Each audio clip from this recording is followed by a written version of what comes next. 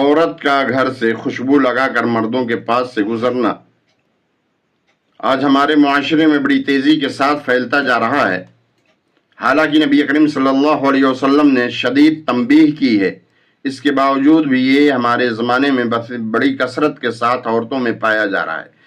نبی اکرم صلی اللہ علیہ وسلم نے فرمایا، جو عورت خوشبو لگائے اور پھر لوگوں کے پاس سے گزرے تاکہ وہ اس کی خوشبو سے محظوظ ہوں تو وہ زنا کار ہے۔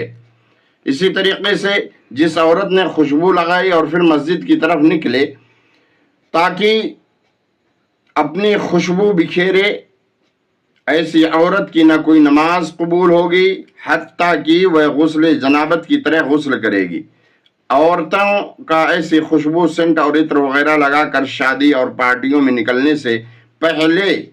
استعمال پر اللہ ہی سے شکوہ ہے، لہٰذا اللہ تعالی ہم سب کو ایسی